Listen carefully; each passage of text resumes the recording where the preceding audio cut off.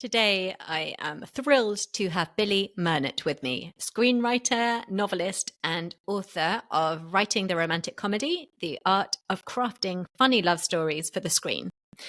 Billy is also a story analyst at Universal Pictures, a script consultant, an instructor at UCLA, and he has published over 20 romance novels himself under a pen name.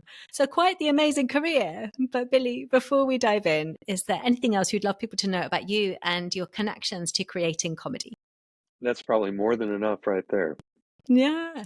Well, you've done so much to ask you about. What I want to start with, though, is a broad question, which is that you have focused so much of your career on rom-coms, both analyzing and you're also a practitioner in being a novelist too. What is it that you really love about rom-coms as a genre that's made you want to invest so much time in them? Well, I was born a romantic, evidently. Oh, And my parents were a very loving couple, and they were smart, sort of sophisticated New Yorkers, and so they liked to banter. And I can right. remember, in fact, some of the first romantic comedies I ever saw was at the foot of their bed on the old TV, watching, screwballs like Bringing Up Baby and, The Awful Truth and Cary Grant and Katharine Hepburn and those kinds of things. And evidently it really ruined me for uh, Mm. for real life. But it got me onto it from an early age. And it also, to be honest, is I just found it a fairly easy form to write in for Mm. whatever reason. It just kind of the humor and the I guess I'm an optimist, and one sort of needs to be if you're going to believe in true love, and things like that. So I'm jaded and cynical now in my older age, but from early on, I certainly was on that track. I love that. And yeah, it's lovely to come at it from that sort of feeling approach because I love that you balance both, that you come across in the book as such a lover of the genre and someone who also, from all the vast experience that you had, is able to analyze it in really useful ways. I found so many of the frameworks really, really useful. Oh, So one thanks. of the frameworks that I actually wanted to jump into, and we'll mix a bit of like craft and also analysis into the conversation, is the triangle and the ensemble. And talking about that in relation to the dynamics within the genre and why I found it so helpful, like in a really subjective way, is I was then trying to pick out different movies in terms of how I've enjoyed them and which category they fit into. And I definitely like had a clear preference for all kinds of reasons. So I found Hmm. that framework really helpful. But for people who haven't read the book, I'd love you to unpack just a little bit, like what interests you about the dynamics in rom-coms. Right. Well, I should have the book in front of me to make sure of this, but I kind of break down romantic comedies into a few little subclasses. Triangle being one of them. Mm. I think people are drawn to it because there's just so much more to work with. First of all, you've Mm. got instant conflict, right? Because most couples, unless you're polyamorous or whatever, conventionally it's two people. But in a triangle rom-com, obviously you have three, and in the best kinds of triangle romantic comedies, it's not binary in terms of characterization, meaning you Mm. need to see good qualities in the one that you don't want your protagonist to end up with, just as you want to see some problems perhaps with this ostensible hero or heroine. So it actually sort of inherently forces a writer to be a little more nuanced, a little more complex in approaches to character. Triangle Mm. movies that are not as effective are ones where you just look at the other guy and you go, oh, I'd never end up with him. Um, Bridget Jones's Diary comes to mind, especially because it's Mm. based on the granddaddy of all contemporary romantic comedies, which is Jane Austen's work. Um, Hugh Grant is a cad, and there's no doubt that you would not want to depend on him as a committed uh, mate. Nonetheless, he's incredibly charming, and he's always funny. And even when he's being awful, there's something very appealing about him. And so, to me, that's like a great paradigm for the kinds of characters that work in the romantic comedy, because the romantic comedy, although much maligned as being superficial and not about much, and I know we're going to talk about themes, so we'll get more into that, Mm. but is actually one that is really character driven by the Mm. nature of the beast, right? And so it kind of fosters, I think, a deeper understanding of character than, let's say, your average action thriller, or many of the other popular genres where character is just a sketch. He's the man with a gun. Okay. So for that reason, triangles are really rich, and Mm. you get to play characters against each other. And as I say, you have that tension inherent, which means you can create other conflicts on top of it. And then you've got you've got a full platter. Ensemble romantic comedies are difficult Mm. because, just the sheer numbers involved. And there, the danger is being superficial, because you don't want to just like slap a characteristic on somebody and say that's them. But what's nice about ensembles is it, again, gives the writer a great variety to work with. And certainly if you're working with a given theme, let's say your story's about trust, then you get to actually act out 5 different versions of what trust is about. You have this part of the ensemble is about people who are just inherently untrustworthy. This couple is Mm. people who are, too naive and trusting, et cetera, et cetera, et cetera. So you can really get a workout on whatever your movie is about if you're using an ensemble. And of course, traditionally over the years, ensembles have been very adept at hitting different demographics, right? You've got the Mm. young couple, the old couple, everything in between. And so it's for that reason, as I say, it's challenging for any screenwriter, because, and also for readers, by the way, because, any producer or anyone who's looking at your script has sort of got to have like, a playlist to keep tabs on all these characters. So it's not that I wouldn't say don't try this at home, but I would say maybe not kick off your writing career with an ensemble, because those are tougher to do. Yeah, I do love it when it works. So you brought to life, like as an example, one of my favorite movies, Crazy Stupid Love, Oh, in the good Ensemble movie. Comedies. And I was like, yeah, oh, that's why I love that so much. I mean, so many reasons. And really hard to pick out of all of them. And you've already said that, like some of them you have particular memory associations with because it's when you saw them. I love that image of you at the foot of your parents. Yeah. That's beautiful. But are there any others that you find that you go back to multiple times with that feeling that you just still absolutely love to watch them as a viewer without having to necessarily be an analyst? It's really hard to pick favorites. It is, but there are a few that I'm addicted Yeah. to. The one that, of Okay. course, always comes to mind for repeated and repeated and repeated viewings, and it's going to sound facetious, Groundhog Day. Because first of all, people Okay. don't generally think of it as a romantic comedy, but it totally is from top to bottom. The whole story is driven by his romance with the newscaster's romance with his TV producer. Mm. And in fact, the climax hinges on it. He gets out of it through his pursuit of her, or he doesn't. So what I love about Groundhog Day as a rom-com is it's a hybrid, because Mm. you can just look at it as sort of a sci-fi, or rather fantasy comedy, because the Groundhog Day, which by the way has become a paradigm now. I mean, I can't tell you how many Mm. scripts one reads where it's Groundhog Day on the moon, or Groundhog Day at school, or in whatever context. And in fact, one of the most recent rom-coms that I really enjoyed on Netflix, Palm Springs, Mm. which is Yes. I you love know that. which, Yeah. which is a sort of a Groundhog Day variant right there. Anyway, the reason I love it is it's one of those, and I've come to know Danny Rubin. He's a acquaintance friend.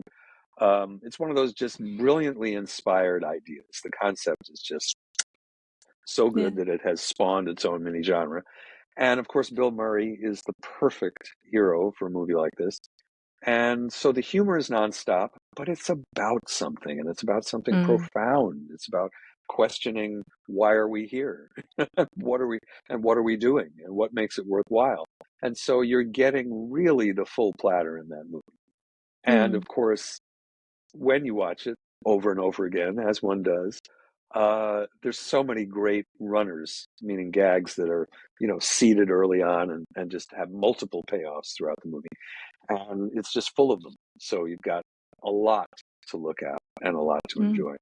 Another one that comes to mind that I will always sort of drop everything and get sucked into if I happen upon it on TV is Moonstruck, Oh, which okay. is unusually well written. It's a playwright, John Patrick Shanley, who wrote the screenplay, and he's got that playwright's depth. And I just think the characters is just so memorable. I mean, if you've seen it, you will never forget Nick Cage and Cher and the family. It's kind of almost a little ensemble-ish, right? Mm. Because you've got the mom and dad, and you've got other subplots going on, and it's such a vivid world. I mean, you just know who those people are and where they live and what that culture is about. And it's got that sort of wish fulfillment fantasy of everybody goes, oh, I wish I, had that kind of a vivid family with such great food. Um, Mm. and the poetic imagery and everything about it is it's just a gorgeous piece of work. So those are the two more contemporary ones that I think I find myself coming back to. You mentioned in more recent years, Crazy Stupid Love, Loved it. which got sort of maligned a little bit when it first came out, as most rom-coms do. Mm. Um, but I think over time is just looking better and better, and it's got a few iconic scenes in it. The great Emma Stone and Mm. Ryan with Ryan the Gosling. tribute, yeah, the Ryan Yeah. Gosling with the tribute to Dirty Dancing, and Yeah. that whole sequence is just so lovely. But everybody in the movie is quite good. It ends a few times too many, and Mm. there is one storyline in it which is kind of vaguely offensive, with the kid. Mm. Um, it's a little overwritten, but Hmm. it's there's a lot to like in it. So that more Yeah. recently, if I was going to reach way back, then I would say The Lady Eve, probably the paradigm of a great golden age romantic comedy. And the other ones I mentioned, like Bringing Up Baby and Awful Truth, and all those Hawks, His Girl Mm. Friday, those Hawksian rom-coms back then. And if you really want to go all the way back, I was happy to see City Lights make the AFI, the big, and even the British BAFTA list. It was very, Mm. very high, I think. Um, and again, we tend to forget silent movies. Who cares at this point? Uh, but Chaplin, City Lights, laugh out loud funny, and heartrendingly romantic. So there's that. Mm. I love that. And so many things I want to follow up on in bits that you pulled out from that too. So, one that I'd love to pick up on is world, and what you mean by that, and how you think so many different angles we could come at. But for example, things that you think get overused, or risks that you would like people to consider, or ways to make it really rich. Take it from any angle that you like, but how to think about world, because often I think people feel a little more confident thinking about the characters. Still loads to do there, but what about world? Well, I would say, taking off from what you just said, and that's a great question. Character and world are interrelated, right? Yeah. I mentioned Moonstruck. Well, those characters can only live in that world. They come from that world. So I think the first thing to think about is we go to the movies to enjoy wish fulfillment fantasies and to enjoy other people and other worlds. It's a big part of what makes any movie fun. Is you go to some place you're not familiar with, or you see a place you are familiar with in a new light, in a different way, or with more depth. So the thing about world is it just gives you a great hook to hang your story on, to really think about what's a place I would like to see, what's a setting that I don't like. For example, you said what is something that's abused or misused. Mm. Immediately, what came to mind for me is New York City, which Mm. by the time we get into this century had been so overexploited, specifically in romantic comedies, that it's just, it just becomes shorthand for like romantic city. As a studio reader, I now am thankful that these days I'm starting to see so many scripts that are set in, out of the way cities, out of the way places, smaller towns, Oshkosh. For example, Chicago has sort of shifted. New York has given the mantle over to Chicago in America. London has become very popular as a place to set But anyway, just by way of saying, try not to pick a world that you feel like you've seen it in, hundreds of movies. And what's one that you know intimately? And what's one that you may know a little something about that you can use in your story? This also factors into something you had mentioned, which is this idea of making your movie cinematic. Mm. Romantic comedy writers, because they're so dialogue driven usually, tend to forget that we want visual stimulation and we want to see great imagery. And some of the stronger romantic comedies do have that. And before New York was a cliche, and before Woody Allen was a pariah, back in the old days, he was a master of using parts of a city to create visual interest. It's pretty much what Nora Ephron borrowed, let's say. Everyone always uses the word homage for creative Mm. stealing. If you look at When Harry Met Sally, it's essentially a Woody Allen movie in drag, um, in terms of all the things about New York and all the settings that are used. I would say if you're a romantic comedy writer and you're wanting to use a world that is either unfamiliar or you don't think of as romantic, When Harry Met Sally is actually a good movie to look at in terms of how a world is used, because there's all kinds of wonderful little gags, whether it's them doing the wave at the baseball game or the women at another table, the famous diner scene that's the set piece in the middle of that movie with Meg's fake orgasm. Mm. Very adept at using both setting and props. There's a scene in When Harry where he's about to run into his ex and he's playing with one of these karaoke-like machines that just happens to be in that section. So it's a great movie to look at in terms of, how did Rob Reiner find ways? Because if you look at the screenplay for When Harry, it's wall-to-wall dialogue. It's just Mm. pages and pages of just, there's nothing else but that. Um, and he had the task of like, oh God, how do I somehow make this a movie? Well, he did it by really investing in the worlds that he had and really turning up the volume on it. I love that. And so many brilliant things to think about there. I wanted to pick up on, you've mentioned images in that context as well. How does image connect to theme for you? And also, it's like development of the questions, like, why does theme matter so much? You have really brilliant Mm. questions and insights in the book for this Yeah, genre. let me start with that because it's really so important. Um, Theme, by the way, the word theme, I think, is what scares people off of Mm. considering it, because it sounds like, oh, theme, like it's this thing that, gets put on top of a. Unfortunately, in a lot of our schooling, I don't know if this is true in Britain as well as America, it's all you have to read something and define the theme. And it's like, well, great, but how about let me enjoy the poem? So to me, it's more, what is it that you want to write about? Like Mm. the thing that I ask most of my clients in my consult work and anybody that I'm working with, and it's what we do at the studio often, trying to find the spine of a story. You want to determine if it's a romantic comedy, it's not just enough to say, here's the two people who are going to end up together. It's because they discover true love, let's say. It's what is it about love?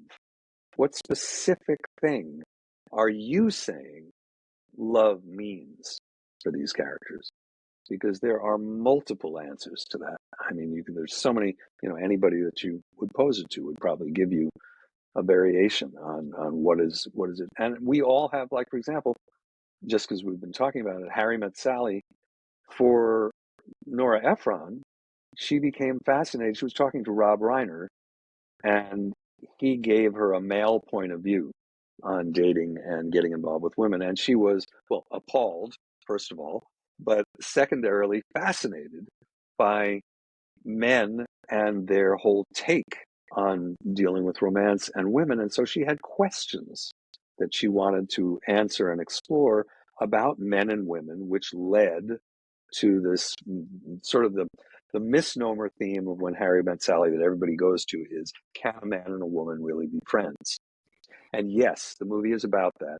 It's also about other things beyond that if you kind of dig a little deeper, and I don't want to get down in the weeds with that particular film. But all by way of saying, once you know you're exploring what does love mean to me, or how do people fall in love in a contemporary way, or what is the difference between one kind of love and another kind of love, or whatever question you are personally invested in, then you've got something to hang your movie on. Because otherwise, if it's just two funny people who have funny things happen to them as they fall in love, you end up on a very surface level. And to me, the great opportunity that the romantic comedy affords more than many other genres, as I started out saying, is the ability to really delve into character and say, what is this character? What is the character about? What is their belief system?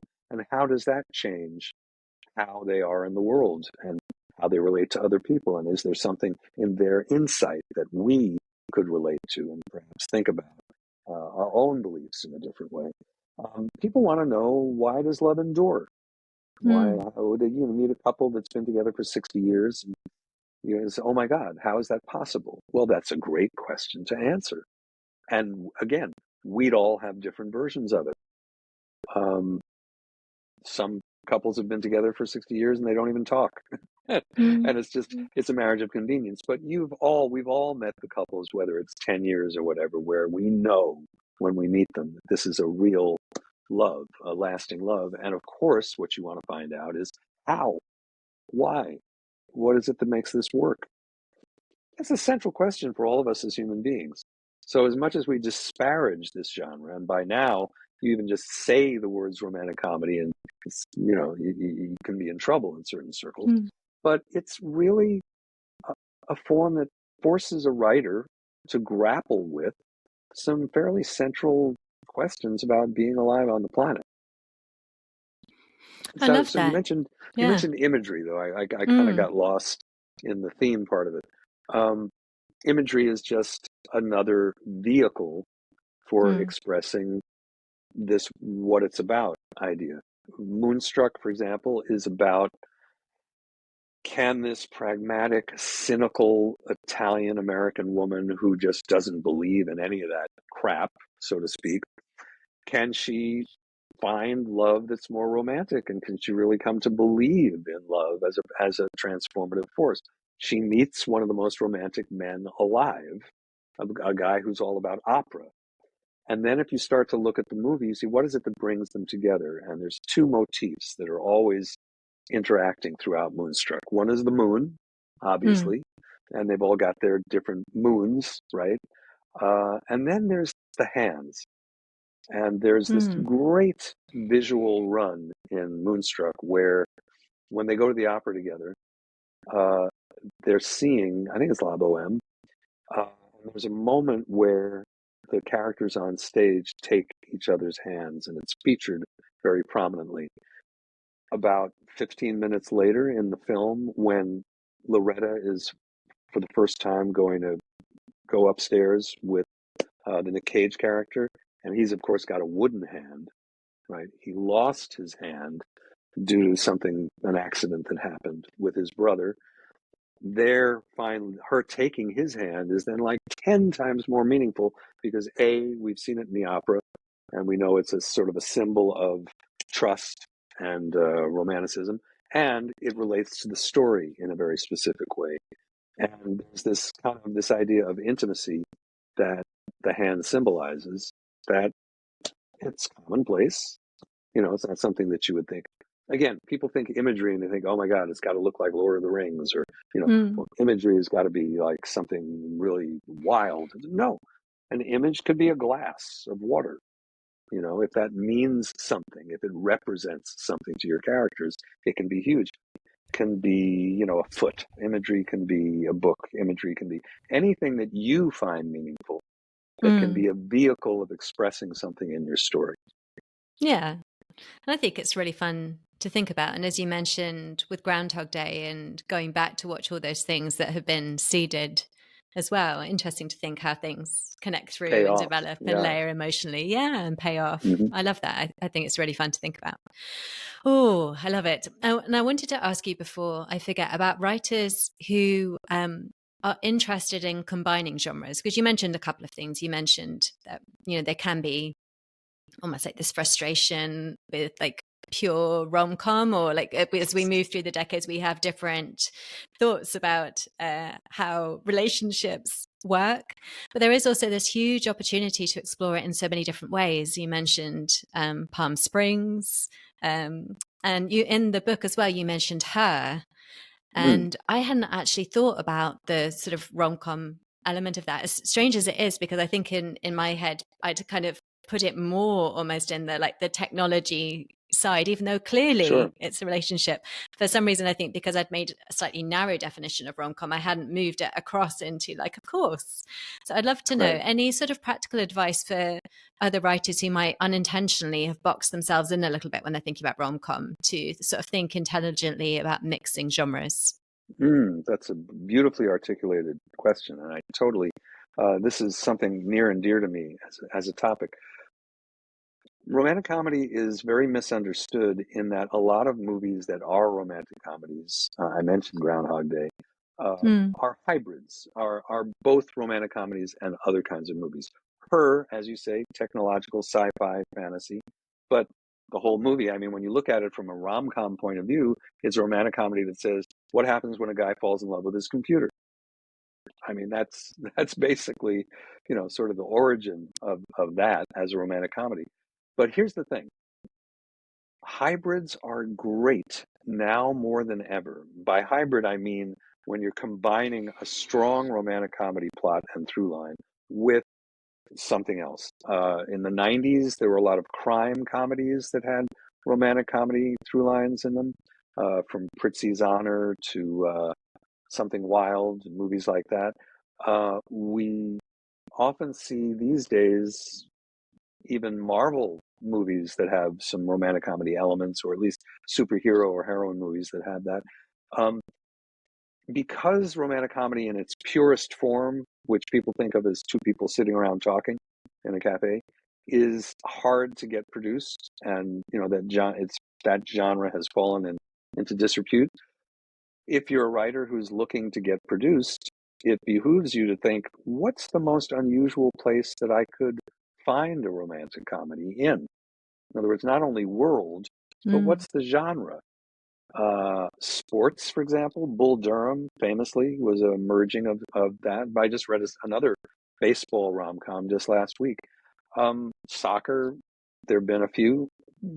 For example, though, I mean, for somebody like a male writer who loves football, uh, there's a great opportunity. You don't have to. The thing about romantic comedy is not to think it's a romantic comedy. mm. I know Yeah. that sounds odd, but what I mean is, No. Yeah. if you're not thinking, oh, it has to be like a romantic comedy, and instead just think, here are two characters I love who are going to get involved with each other.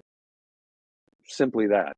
And then just think, where could this be? It could be in a crime context. It could be a romancing the stone adventure context. It could be in a technological context. It could be all over the map in terms of the kinds of movies that could have a romance. I've even lately seen a number of specs that are outer space romances.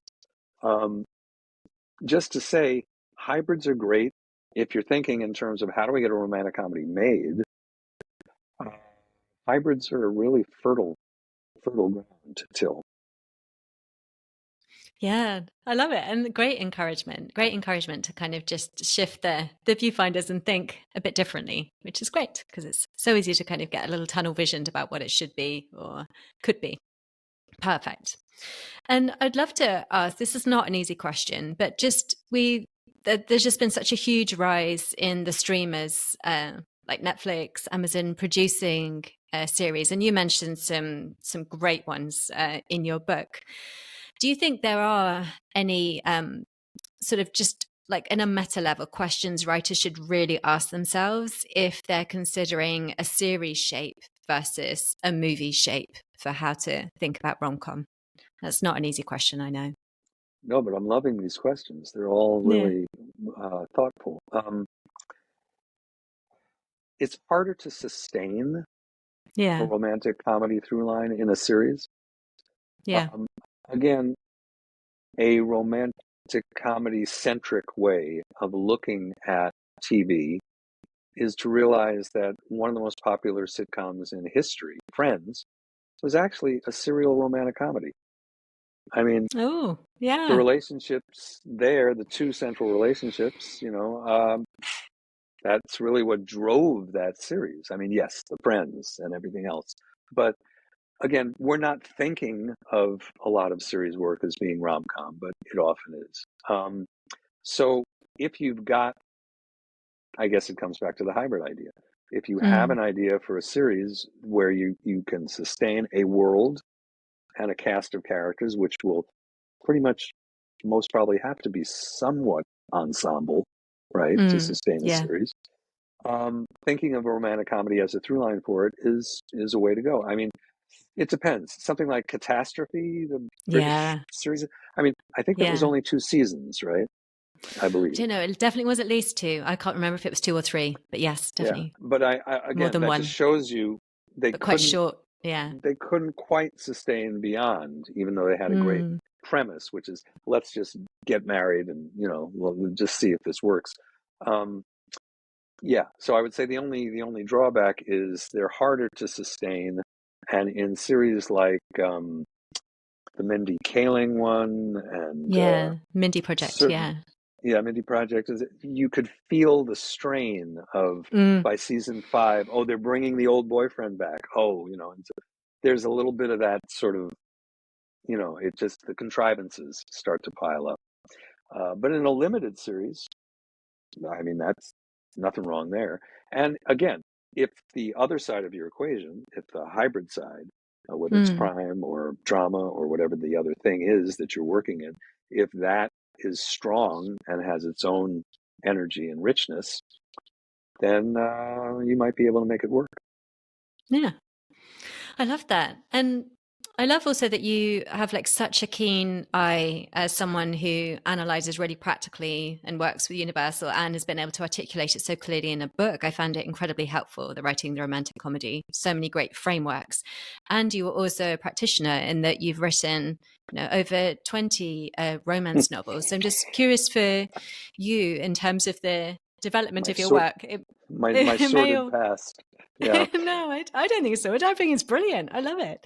I love that This you was do this that. was So in I the want, yeah, I want. So I was curious to know, just in terms, it may be hard to remember, but just if you were to try to like assess your own work in terms of your own developments, either from a craft perspective or a theme perspective, is there anything that you would really notice about your own developments as a writer, having like that whole body of work to look back on? I think I stumbled into the notion of uh, spending more, giving more attention to character. I think when I started Okay. out writing romance novels, there was a certain formulaic structure that you had to adhere to, and Mm. I was writing as a woman, of course, back in the Yeah. '80s, which is when I was doing this. You weren't supposed to be involved in romance novels if you were a man. There were Yeah. famous a number of gay writers who masqueraded as couples or as women. So I was writing under a woman's name and obviously writing all the books from a female perspective. Mm. That probably cured me of 90% of my sexism over the Oh, years. interesting. So Yeah. so there's that because Yeah. I was constantly quizzing my then wife and my other female Mm. friends and just running up to them with like, well, what would you wear to such or Mm. like or even Yeah. even that thought of like, why would you be worried about your clothing, and endless questions in terms of Mm. what a quote unquote female perspective would be, and in a way proving the maxim that at the core, we're all the same human animal, right? Even though there are vast differences in gender. I guess I was becoming gender fluid ahead of the pack in that regard because Mm. it forced me to really tap into the more sensitive side of my own persona. And the further I got into it, so ironically, to keep myself from being bored, Mm. the more I had to delve into unusual or deeper aspects of character to, because I started out just doing like, oh, here's a cute plot, or like, here's Mm. a funny situation for these people to be in. And that was what drove the earlier books that I wrote. And by the time I finished, um, they were more dramatic than funny, I think, Mm. because I was getting into slightly deeper waters. That's super interesting. What an amazing journey to have had. And I also read that you've composed songs for Carly Simon and Morrissey. When I Indeed. read that, I was like, how? How does that fit in your Okay, well, career? it I love answers it. its own it answers its own question, because the only reason Okay. Morrissey is on my list is he covered a song that I wrote with Carly, which is Ah, called okay. When You Close Your Eyes. It was on his most recent album where he did covers, and I was Yeah. thrilled. I just woke up one morning and somebody had sent me a video online, and I was like, Morrissey? I was like, really? Mm. My other covers before that had all been either songs that I'd written with Carly or that she had recorded of mine. Judy Collins, another singer. This I know this all dates me. These are singers from back in the day, and those are the two biggest names. There are others as well, but I had my own solo album on Elektra back in the early '70s. I was a young sort of guy. I had a record deal when I was in high school. If you want to Mm. talk about things that can really ruin your life, there's one. Right. And I did not make much of a success of it. The album tanked, but I did get covers, and I sustained my career as a songwriter for a number of years. And it was really only in the early '90s where I finally kind of left the musical career behind and moved to LA. I moved from New York to Los Angeles going, I hear that they're paying writers in Hollywood. Mm. Yeah. And what do you think you've taken from music, if anything? The best thing I think you can take from music is brevity. Oh, yeah, that Meaning, makes sense. screenwriting is so much about compression. I Mm. mean, if you are working as a screenwriter now on any kind of project, think for a moment, what's the percentage of time you spend shrinking things down? How much Yes. time are you spending compressing what you're doing? It's, as someone once likened screenplays to 120 pages of haiku. Mm. Well, when you're a songwriter, it's the same deal, meaning you have to be taking sometimes pretty big stories or pretty huge emotions or pretty complicated situations, and you've got to somehow distill that into a lyric that is maybe, a short poem length. And so I think you learn a lot about what a little can do, and also how to kind of not sweat the small stuff and get to expressing larger things in smaller ways.